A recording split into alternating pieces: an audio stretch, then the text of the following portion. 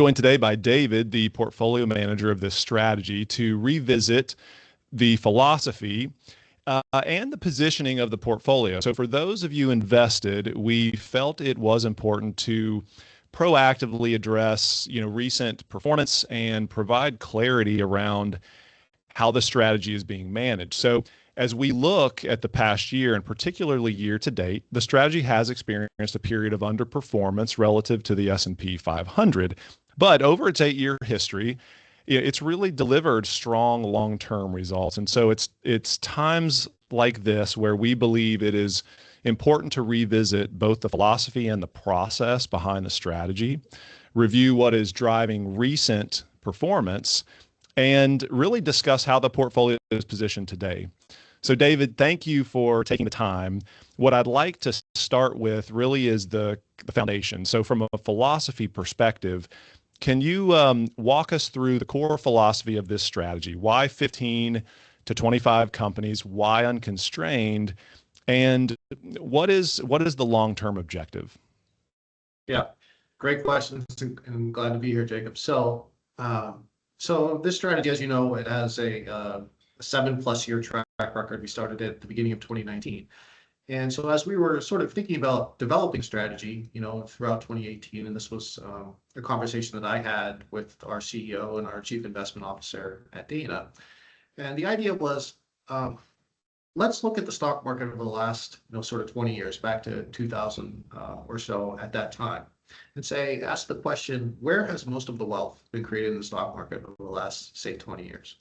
And the answer that we kept coming back to was the wealth that was being created, or the majority of the wealth, was being created on the back of different disruptive technologies, right? And so if you go back to sort of 1990s or 2000 with Amazon and e-commerce, and then you've got Apple with the iPhone in 2007. In the 2010s, you have disruptive trends like cloud computing with Microsoft and AWS, Amazon.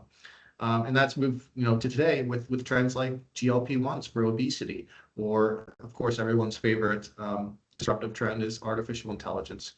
So what we were seeing back then, I think, and we continue to see now, is this kind of continuing waves of disruptive technology kind of hitting the market every 3, 4, 5, 6 years and creating a lot of wealth for companies like Amazon, like Apple, like Microsoft, like with digital advertising, which is another disruptive trend, Meta, Google. And then today with companies like Eli Lilly and GLP-1s, or NVIDIA with semiconductors and others. So that's kind of what we were seeing. We developed a strategy. So the first thing that we decided to do with the strategy is to say, where do we think our sources of advantage are? And the first source of advantage was, let's pay a lot of attention to disruptive trends. Let's try to ride disruptive tailwinds when we can. And hey, just as importantly, let's avoid the disrupted companies. So for every Amazon, there's a Circuit City, there's an Office Max or something like that, and the list goes on and on. For every Netflix, there's a Comcast. For every Microsoft, there's an IBM. So again, the list goes on. So that's kind of the first point behind this strategy. Is it's 15 to 30 stocks, but 20 stocks is about our sweet spot. And we really want to focus on riding disruptive tailwinds, but avoiding those disrupted headwinds. So that's sort of the level set. The other two things that I think are really important with this strategy is, so we mentioned that it's called Dana Unconstrained Equities. What does unconstrained mean? Unconstrained just means flexibility.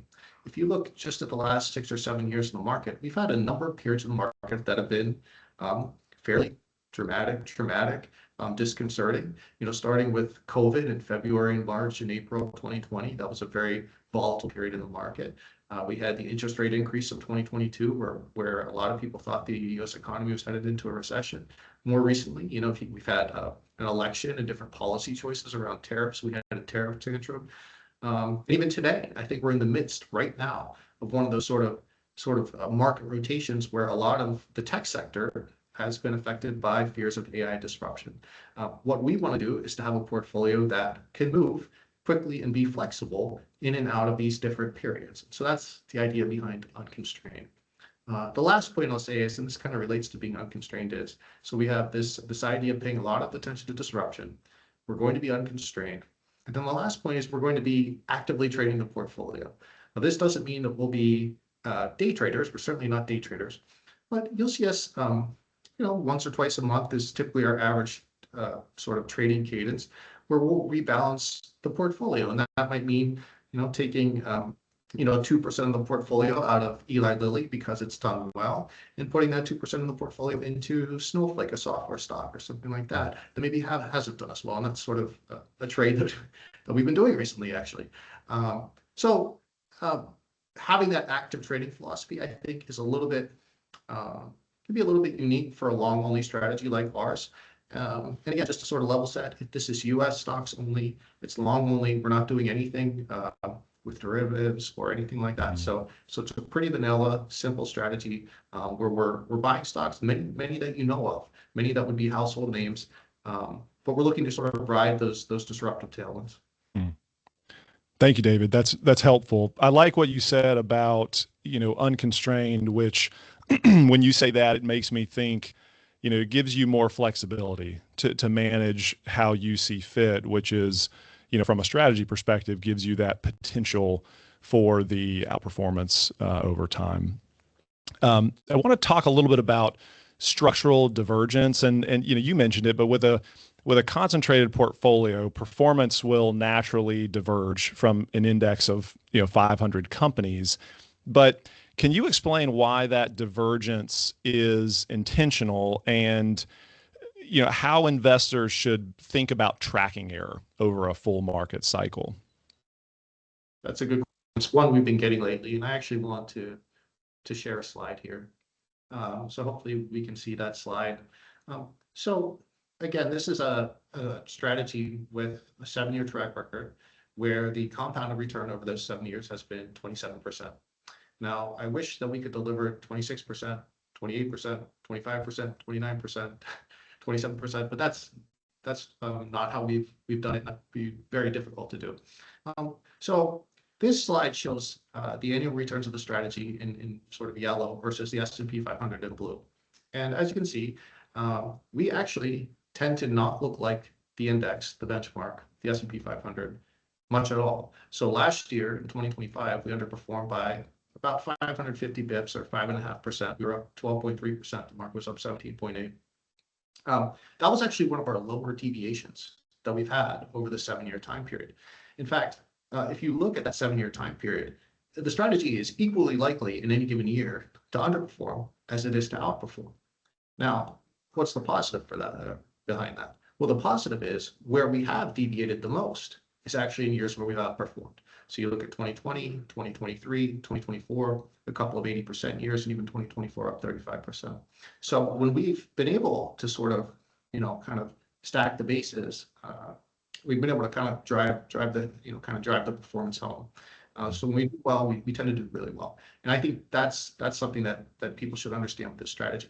The last point I'll make with this slide is that while we have these periods of outperformance, it doesn't necessarily mean that there isn't some sort of short-term pain prior to these periods. So I'll give 2022 as that example. The strategy was down 35%. And perhaps more acutely, the fourth quarter of 2022 was the worst quarter that we ever had in the strategy on a relative performance basis. So in that case, we were up, the market was up 7%, and the strategy was down 7%. So the underperformance was about 14% in 2022.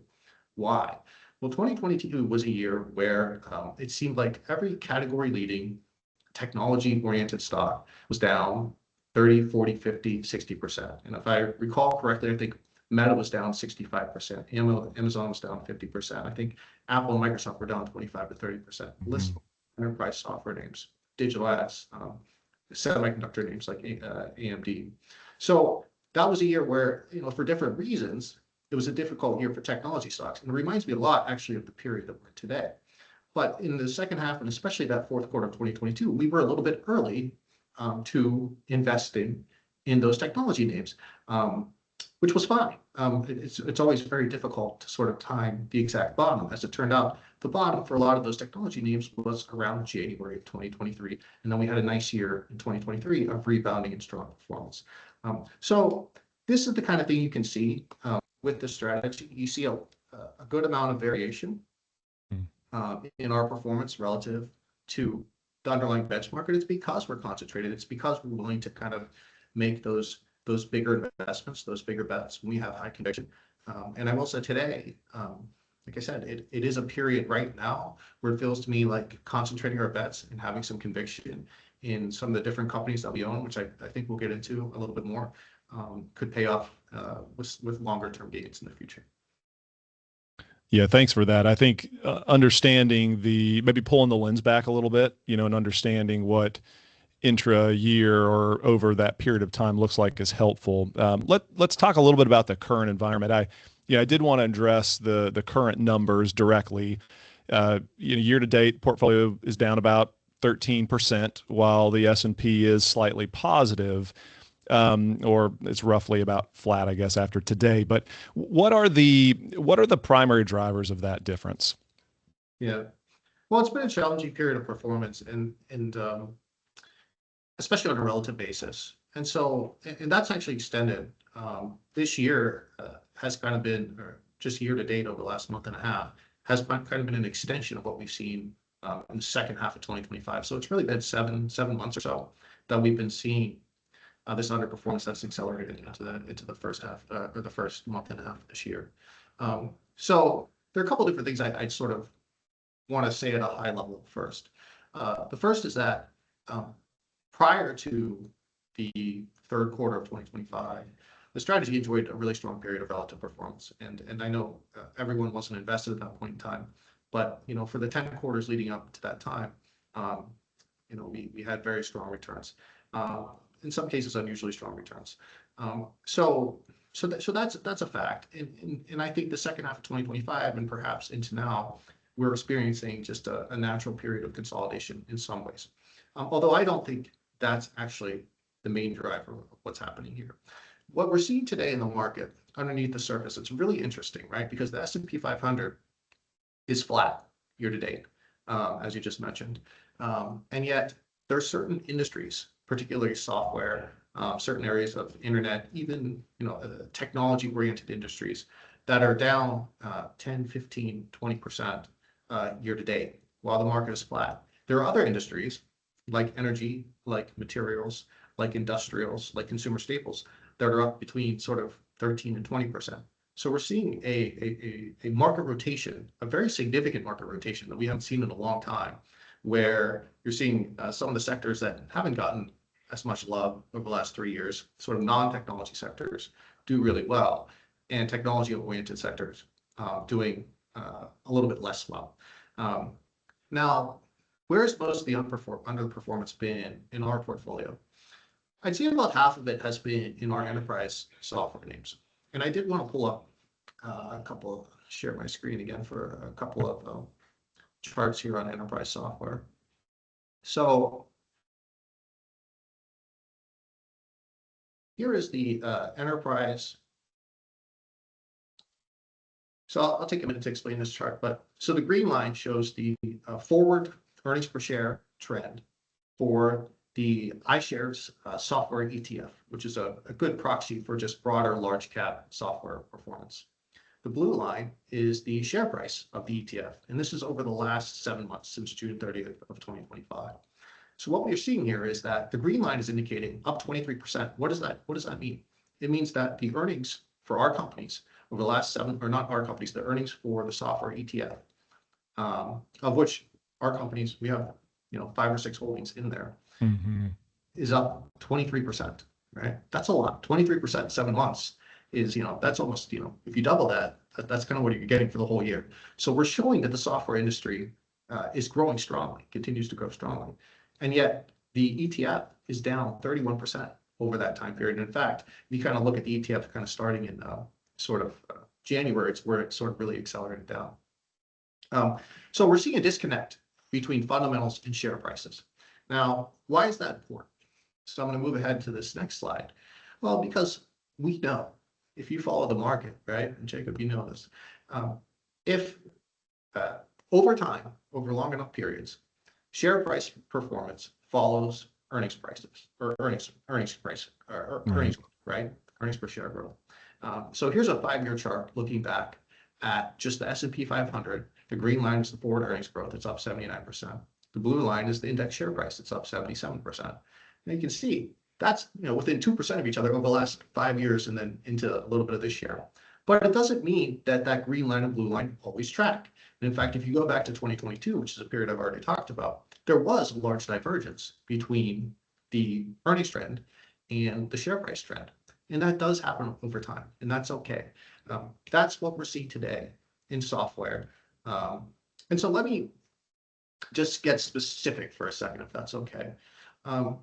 So I think there's some fears out there in the software space for those of you that kind of follow the market more closely. And I would say this, I would say that for our software holdings, the thing that we like about our holdings, and this is sort of spread across the portfolios, one of the things that we emphasize in our fundamental analysis is the investment thesis simple? Do we understand it? Is it based on the data and the evidence that we see today? And that seems to be the case for our software holdings today, really in spades. The bear case for software holdings, by contrast, seems to be very complicated and seems to rely upon a lot of sort of future scenarios that we don't sort of have a lot of visibility into. Sort of like it's almost like a lot of these future scenarios are based on AI disrupting various industries, whether it's software or internet, or in fact, over last week, there were different scares in the market related to AI disrupting wealth management, which that's been tried before. Trucking, we'll see, insurance brokers, streaming services. So there's just a lot of fear out there. I think, and if I could go through one example for our software holdings. So ServiceNow, and I have one slide here, is our largest software holding today. It's approximately 9.5% of the portfolio, depending on when you enter the strategy. So the first thing I'll point to you is on that right side there of the chart. You see the same chart that I just presented of the software ETF versus the share price, but this is for the individual stock. So here we see ServiceNow's forward EPS up 17% over the last 7 months. The share price is down 47%. So we have a 64% disconnect between the actual underlying fundamentals of the company and the share price. That's a lot. ServiceNow is growing at a 20% organic rate this year. We expect them to grow. And that's, that means the business is getting 20% bigger every year. That means earnings are growing 20% faster every year. And in fact, it should be higher than 20% because we'll get some margin expansion from that 20% revenue growth. Now let's get into the simplicity of the thesis, right? So ServiceNow, it's an IT operations software company, which basically means they're kind of a IT help desk for some of the largest companies in the world. So think about a company like Coca-Cola or Exxon, where you have 10,000 people, 50,000 people coming in, sitting at their desks every day. And there are thousands of things that go wrong, and you need help from the IT help desk. You can't connect to your email, you can't open your PowerPoint, whatever else is happening. I forgot my password. So ServiceNow's software allows them to service these different tickets, they call them. Now, as I think about AI products, this is kind of where we think about from a common sense standpoint. Does an AI product fit within this paradigm of ServiceNow software? And I can think of sort of very few cases where it's a better fit for an AI chatbot to answer a question about, hey, I forgot my password. Hey, I forgot, I don't know how to log into this. I can't figure out how to open this software. What do I do when I get this error whenever I open Microsoft Excel, and so on and so on. So ServiceNow is right now, over the last 6-7 quarters, implementing these different AI tools into their product, and they've got over $600 million worth of revenue, which is close to 5% of their revenue at this point. That's now pure AI revenue. So we're getting the data, right? The data is telling us 5% of revenue is now an AI product. We're getting a common sense use case, which is, hey, we've got an AI supercharged IT help desk. And then the last thing I'll point to is who's the leadership, right? Because this is very important. When you go through different transitions, technology transitions, disruptive transitions, like the transition from sort of PC to mobile, or the transition from on-premise to cloud software, it's important to have somebody who can act on that, who's innovative, who understands the urgency. Bill McDermott, the CEO of ServiceNow, before he joined ServiceNow in 2019, was the CEO of another big software company called SAP, Europe's largest software company. And if you look at what he did for that from 2014 to 2019, stock price more than doubled over that time period. Why?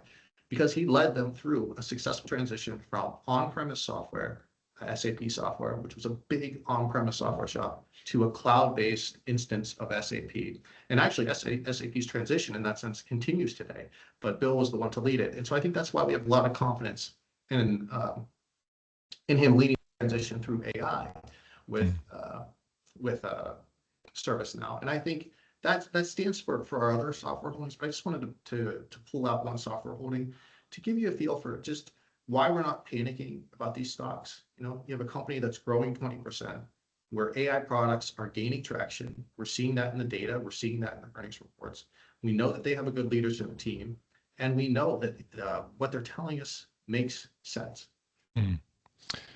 That's excuse me. That's very interesting data, and I think for me to summarize what you just showed is that just to be clear, you're not seeing deterioration in underlying earnings power. If anything, you're seeing appreciation or growth, or any deterioration in competitive positioning, but rather it's more a shift in how the market is pricing them. So maybe one quick follow-up question to that. So given that, and did I state that correctly? Is that in a nutshell? That is 100%. Okay. And I think the actual point there across our software holdings is, the decline rates, the growth rates tend to decline. When you're a $15 billion company, you might have 25% growth and it goes down to 23, 21. What we're seeing is these AI products are allowing companies like ServiceNow and Snowflake and Datadog, which we recently bought in the portfolio, to actually sustain or even accelerate their growth rates a couple ticks, which is really exciting. That is. So again, given what we talked about between the difference in market price versus where earnings have gone, which that gap. So what would need to happen for that gap between, the what we would call the true value of a company or an intrinsic value and the market price to close? Is it, just improved fundamentals? Would you say, time, or just a broader market rotation? I know you spoke to that just a bit ago. No, I think this is a great question. So I'm going to give you two examples. So the first is what happened in 2023, right? So we had this big downturn in 2022. It included many enterprise software stocks. In 2023, in the unconstrained strategy, 5 of our top 7 holdings, our top 7 relative performers in 2023 were enterprise software stocks. It was CrowdStrike, Palo Alto Networks, ServiceNow, Workday, and Adobe. 5 out of the top 7 were enterprise software. What happened in 2023 to make the market more comfortable with those stocks? And the answer is not a whole lot. Basically, all of those companies, they didn't accelerate their growth in 2023. They just continued to sort of grow at above market rates. So CrowdStrike continued to grow around 30%. ServiceNow was 25. Palo Alto was 20. Workday was 15 to 20. Adobe was 10 to 12. These weren't. It didn't require a large acceleration. It just required the market to sort of become more comfortable that these companies weren't sort of decelerating at a more rapid rate. So I kind of think that's part of what we can see today. I also think that all of the companies that we own, all of our software holdings, from Microsoft to ServiceNow to Snowflake to Adobe, are showing that AI product traction that could be sort of a sneaky sort of sentiment changer over time. And let me give you one example that's sort of software oriented. But Google. So 8 months ago, Google was a $170 stock. And everyone said, well, the core search business is going to be disrupted by ChatGPT. But what's happened over the last 7 or 8 months? Well, Google has reported 2 or 3 quarters of earnings. And every quarter, they've shown an uptick in engagement, in clicks, and in revenue growth in the core search business. So they might have started the year at 12 or 13%. In the fourth quarter, they just reported 17%. So a good acceleration, but not sort of some grand acceleration. But what did the market, what basically changed with the market?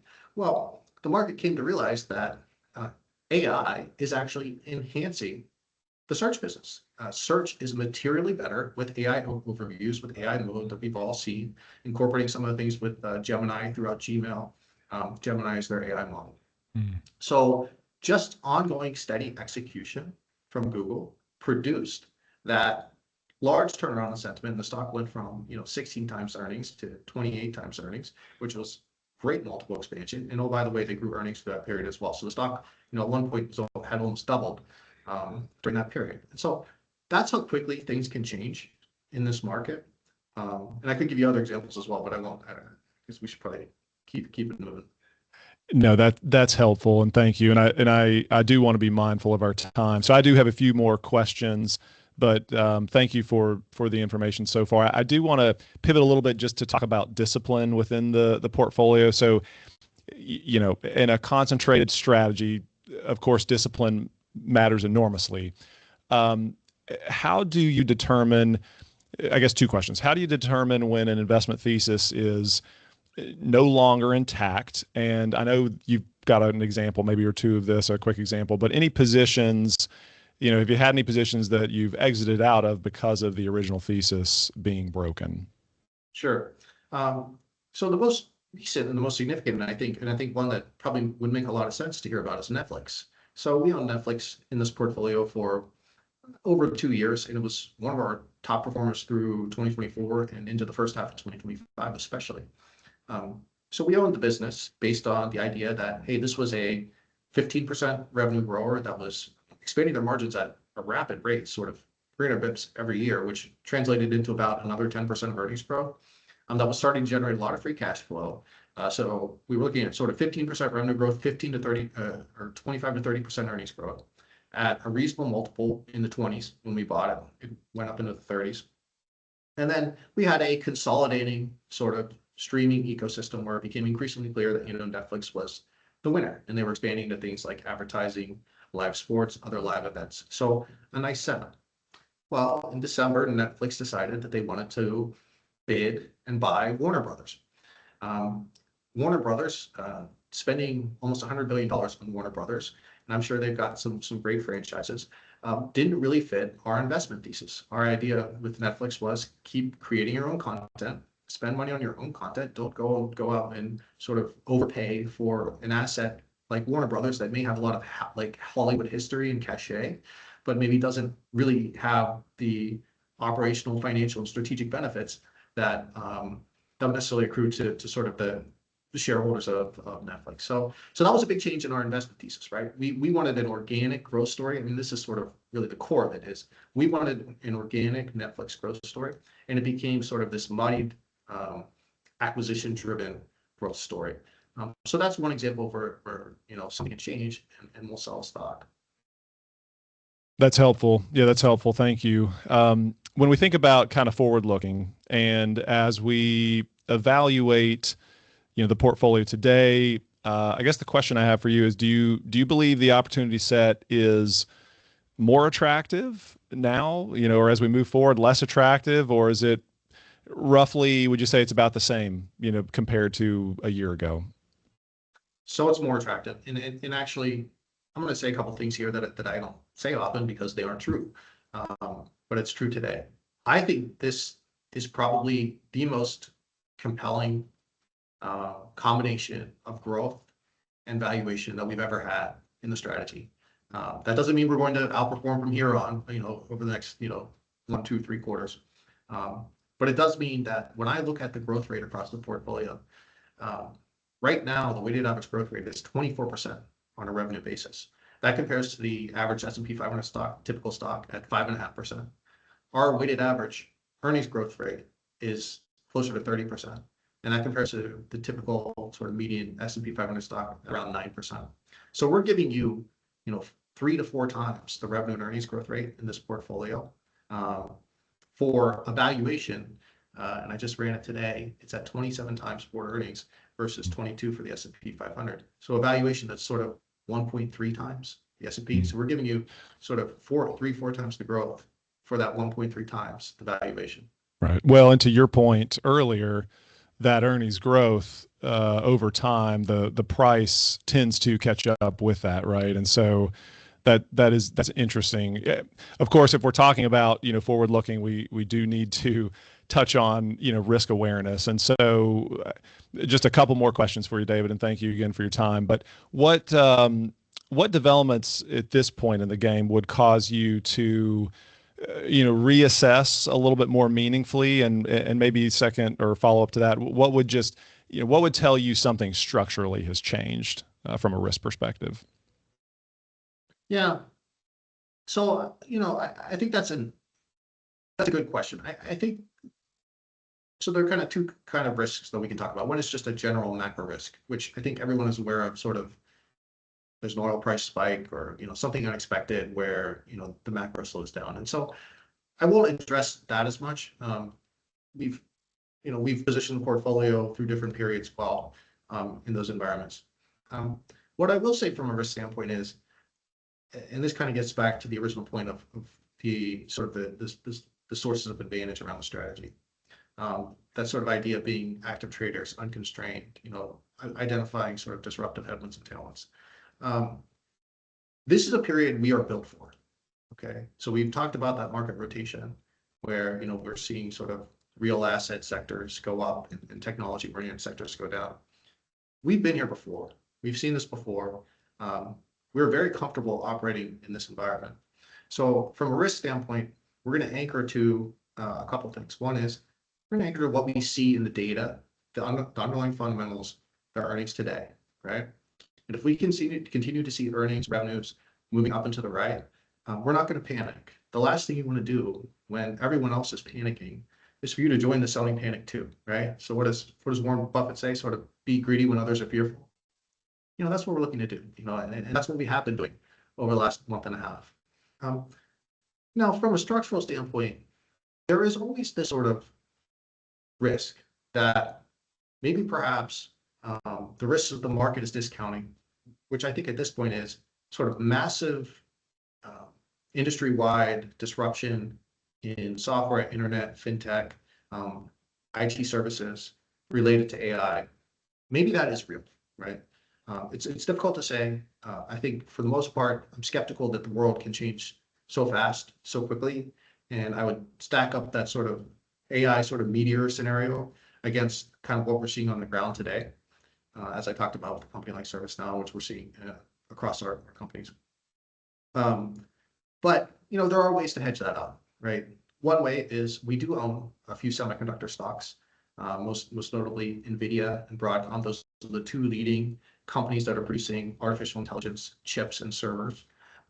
So to the extent that perhaps AI model makers like OpenAI and Anthropic will do very well, potentially they will buy more and more chips. That's sort of a hedge. But the last thing I would say is if you look across our portfolio today, and one of the reasons I'm so excited over the last week especially, is we've been able to get category leading platform companies with network effects, with wide competitive moats that have sold off 20, 30, 40, 50% into the portfolio. We recently bought Shopify, right? It's a 30% grower. If you're not selling on Amazon, you're selling on Shopify, right? And they've got this ecosystem now with the Shop app combined with sort of a modern digital commerce platform that we're really excited about. The stock corrected, I think 35%. That's given us an opportunity to get in the portfolio. Spotify, another example of the world's leading streaming service, corrected, I think 40%. We added that to the portfolio, right? And the great thing about, and there are concerns around sort of AI in the music business or AI in the e-commerce business. I tell you what I would say, like especially from something like Spotify, right? When you have a marketplace like that where you're connecting creators in the market, in this case, music makers, to consumers, even if AI, I think it will increase the amount of music that's out there, or increase the amount of podcasts or whatever it is. What is Spotify's value? Well, I think Spotify's value goes up because they are the ones who have to connect the consumer with the creator. They are the ones who have to aggregate these millions and tens of millions of different streams or whatever it is, and get it in front of you so that you have your personalized Spotify feed. And that's a common thing across a lot of the companies that we own in the portfolio. We haven't talked about the delivery and mobility businesses that we have in the portfolio. But the same argument could be made for the DoorDash marketplace, for the Uber marketplace, Microsoft's Office platform, certainly Amazon's e-commerce platform. We haven't talked about Visa and MasterCard, both of which we own in the business, which are clear and network effect businesses. You can only obviously buy something somewhere. If you've got a Visa, MasterCard, you need Visa, MasterCard acceptance from a merchant, right? So kind of across the board, we've got these leading companies that have sold off. And that's why I hope you can hear sort of the excitement. I mean, I wish I could tell you when performance will turn, but this is an unusual time. This is an unusual time to be able to buy companies like this at such discounted valuations whenever they're growing 15, 20, 25, 30% across the portfolio. So I hope that helps. No, that's very helpful, David. And thank you for the discussion. I think also for the clarity around both the positioning and the process. And the thing that I do appreciate of how you tend to talk about this is, you talk about companies, businesses that we own, right? Not just stocks. And I think that's a subtle nuance, but for anyone who is investing in the market, we're investing in companies, that have a product or service that sell, or buy, and they make money. And so that's really the ultimate, underlying kind of fundamental positioning of a portfolio. So thank you for that. As a firm, we maintain ongoing oversight and, of every strategy that we allocate to, and conversations like this are really important. It's an important part of that discipline. And for our clients, it is important to remember that this strategy, it's designed as a focused allocation within a broader diversified portfolio. So periods of divergence are not unexpected, in concentrated approaches, but process discipline, I think that long-term conviction remains central. So for those of you invested in the strategy, thank you for your continued trust. If you have additional questions after watching this discussion between me and David, please reach out to your advisor so we can continue the conversation. David, thank you again for your time. Yeah, thank you. Anytime. Good to see you again.